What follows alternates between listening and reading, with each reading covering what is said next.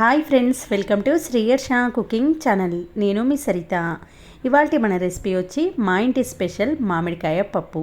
ఈ మామిడికాయ పప్పు చేసిన రోజు మా ఇంట్లో అయితే 3-4 టైమ్స్ అయినా రైస్ పెట్టాల్సిందేనండి. అంత టేస్టీగా ఉండడం వల్ల వాళ్ళైతే కడుపు నిండా తృప్తిగా తింటారు. చాలా చాలా బాగుంటుంది. మరి ఆలస్యం చేయకుండా వెంటనే మామిడికాయ పప్పును కమ్మగా ఎలా చేయాలో చూసేద్దాం పదండి. దీనికోసం ముందుగానే నేను పప్పును ఉడికించి పెట్టుకున్నాను. అయితే పప్పును మరీ మెత్తగా ఉడికించకుండా ఇలా కొంచెం పలుకుగా ఉడికించాలి. కుక్కర్లో 1 కప్పు కందిపప్పును వేసుకొని 2 కప్పుల నీళ్ళని పోసుకొని మీడియం ఫ్లేమ్లో 3 విజిల్స్ మాత్రమే ఉడికించండి. చూడండి, పప్పు అనేది ఇలా కనిపించాలి మనకు, పప్పు షేప్ అనేది. అయితే పప్పు గుత్తితో రుద్దకుండా ఇలా స్పూన్తో మాత్రం జస్ట్ కలపండి. పప్పు మరీ మెత్తగా నలగకుండా ఇలా ఉండేటట్టు చూసుకోవాలి. అలా అయితేనే పప్పు బాగుంటుంది. తర్వాత స్టవ్ ఆన్ చేసి వెడల్పాటి గిన్నెను పెట్టేసుకొని దీంట్లోకి ఒక 3 టేబుల్ స్పూన్ల ఆయిల్ వేసుకోండి. ఆయిల్ వేడెక్కిన తర్వాత 1/2 టీ స్పూన్ ఆవాలు, 1/2 టీ స్పూన్ వరకు జీలకర్రను వేసుకొని ఇది వేగిన తర్వాత 4 ఎండుమిర్చిని కట్ చేసి వేసుకోండి. ఇవి కొద్దిగా వేగే ముందే మనం ఇందులోకి ఒక 15 నుంచి 20 వరకు పచ్చిమిర్చిని కట్ చేసి పొడవుగా వేసుకోవాలి.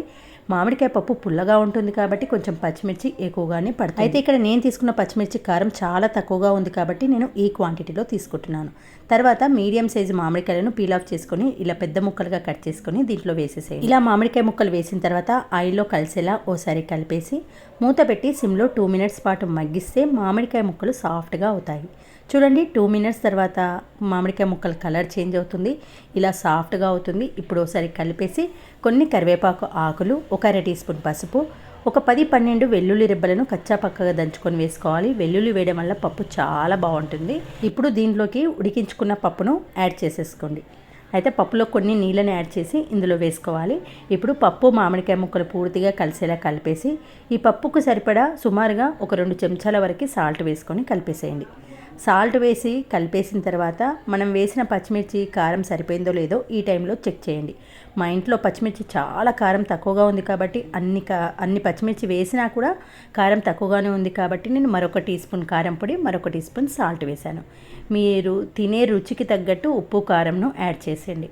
ఇప్పుడు దీంట్లోకి సుమారుగా 2 టీ గ్లాసుల నిండా వాటర్ని యాడ్ చేయాలి.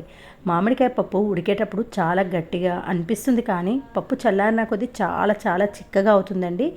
కాబట్టి మీరు మామిడికాయ పప్పు మరిగేటప్పుడు సుమారుగా 2-3 గ్లాసుల నీళ్ళైనా యాడ్ చేయండి. నీళ్ళు యాడ్ చేసి మీడియం ఫ్లేమ్లో ఒక 2-3 మినిట్స్ పాటు ఉడికించాలి.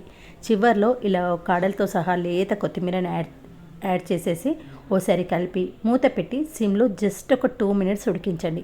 అలా అయితే పప్పు అనేది చాలా చాలా బాగుంటుంది. 2 మినిట్స్ తర్వాత చూడండి, కన్సిస్టెన్సీ ఇలా ఉన్నప్పుడే వెంటనే స్టవ్ ఆఫ్ చేయండి. పప్పు చల్లారిన కొద్దీ చాలా చాలా చిక్కగా అవుతుంది. చూడండి, పప్పు కొద్దిగా చల్లారిన తర్వాత నేను డిష్ అవుట్ చేస్తున్నాను. ఇది పూర్తిగా చల్లారిన తర్వాత చాలా గట్టిగా ఇలా అవుతుంది.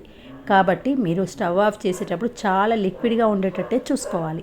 ఇలా ఉంటేనే పప్పు అన్నంలోకి కలుపుకోవడానికి, జొన్న రొట్టెకైనా చపాతీలోకైనా చాలా చాలా బాగుంటుంది. మామిడికాయ ముక్కలు ఇలా కొంచెం పెద్దగా వేసుకోవడం వల్ల తినేటప్పుడు పంటి కింద తగులుతూ చాలా బాగుంటుంది.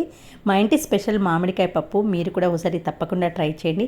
మీ ఇంట్లో మామిడికాయ పప్పు ఎలా చేస్తారో నాకైతే తెలియదు కానీ మా ఇంట్లో అయితే మేము ఎప్పుడు ఇలాగే చేస్తాము.